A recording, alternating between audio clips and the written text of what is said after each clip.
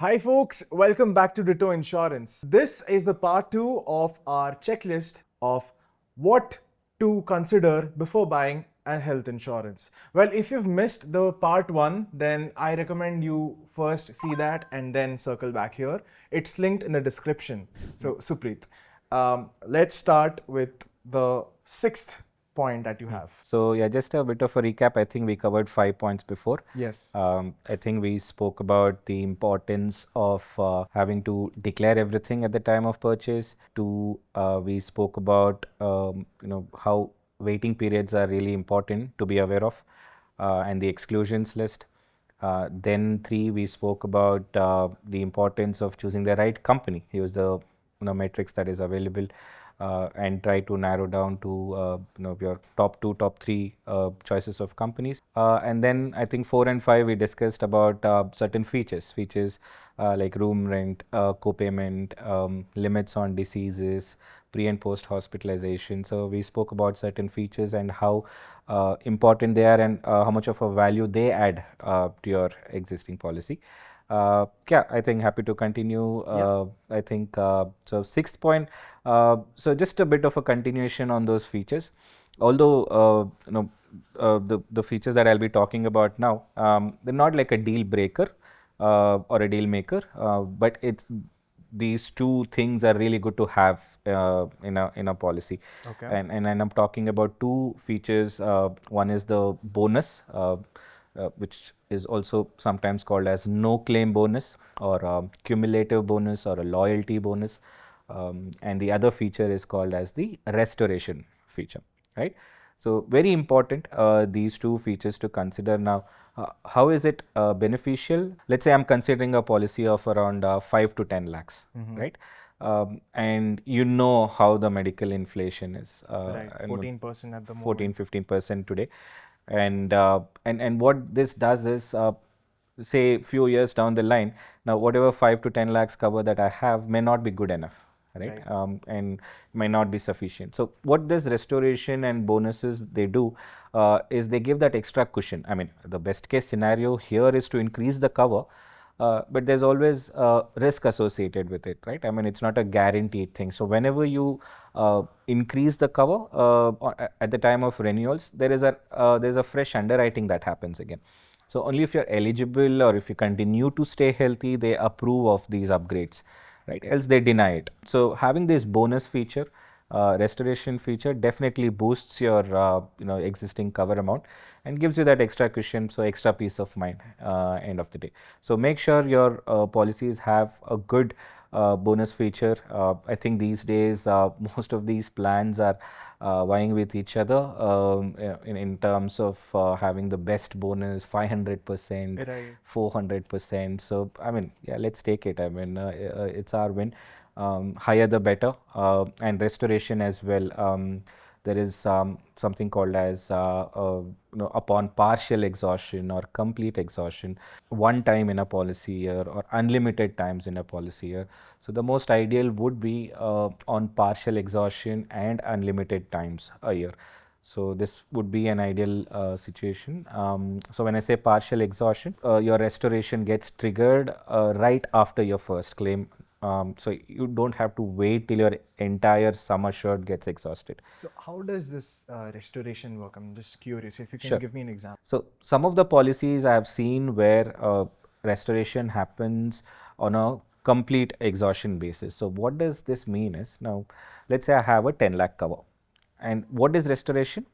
So the insurer is telling me that, hey, if you utilize your base sum, then I will give you a refill of another 10 lakh.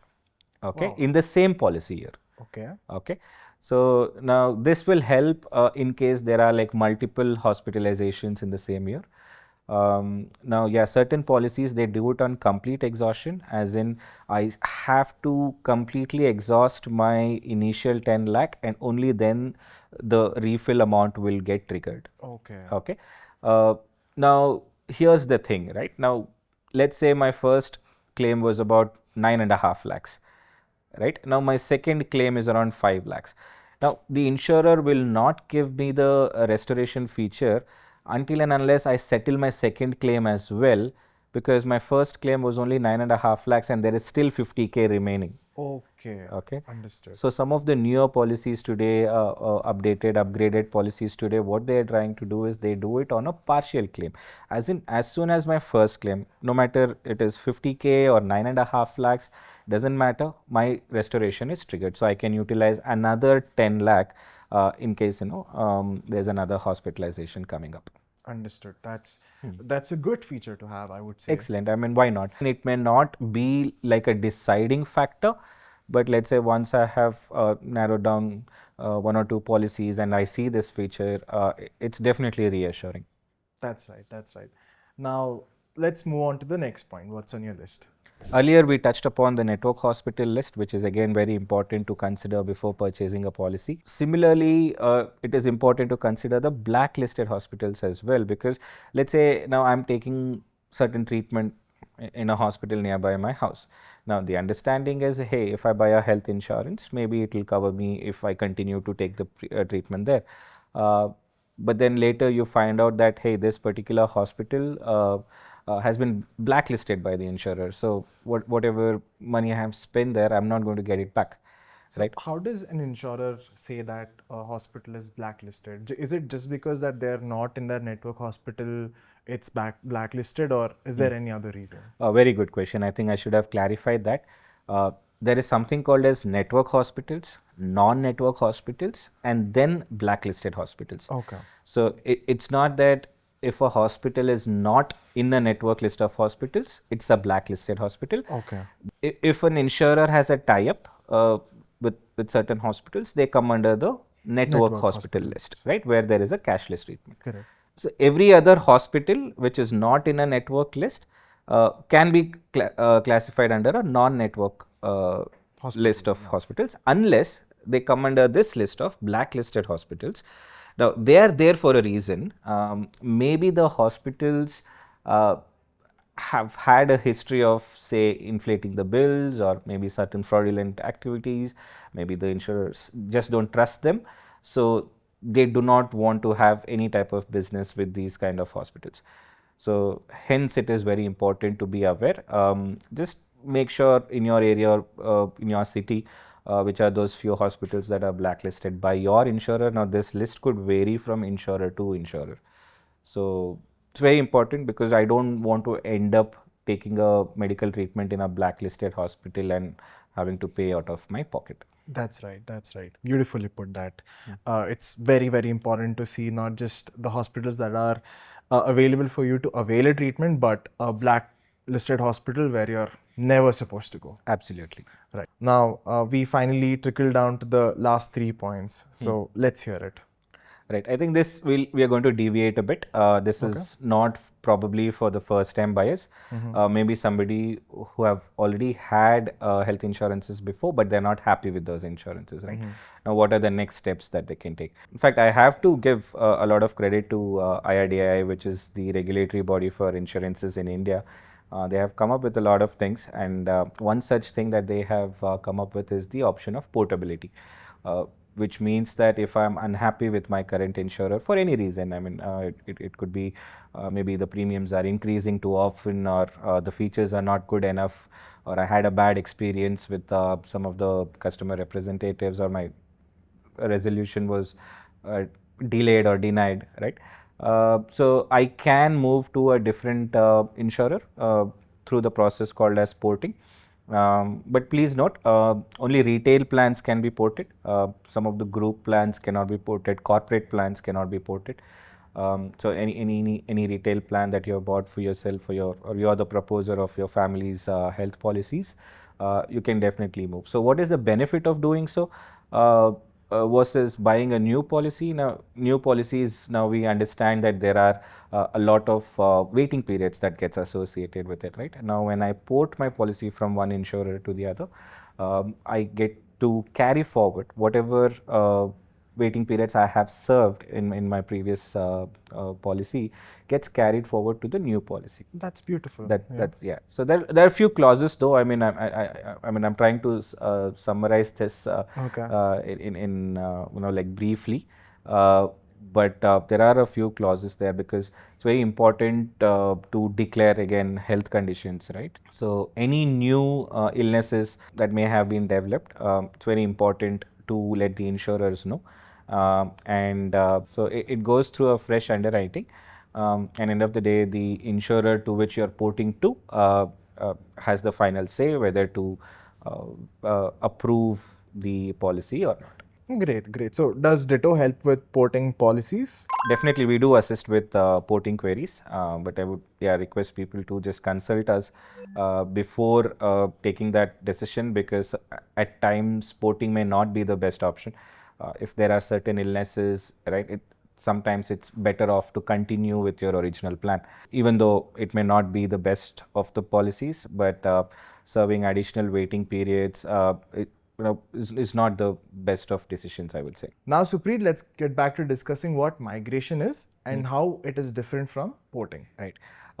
Minor difference. So migration is when you move from one plan to the other within the same company. So here you're not switching the insurer, you're just switching from one policy to another policy. Could be, I mean, there's a new launch, some latest policy, and you want to just have better benefits. So again, Ditto helps you with the advices, of course, whether you have to or you shouldn't, or what are the things you should consider. So I think so far we discussed some of the things that we should be aware of before purchasing the policy. So one more factor that we should be not just aware, we should be prepared as well, is to have an understanding of how much the expense is going to be over a period of time. Right now, I'm talking about premiums here. In health insurance, unlike some of the life insurances, the premiums are not locked in. So premiums change, depending on the policies, maybe year on year or maybe on age brackets. Now, age brackets could be somewhere like 18 to 35 is one bracket, and 5 years from there on. Again, it depends on policies. Each policy, they have different age brackets, but premiums do tend to increase over a period of time. Right.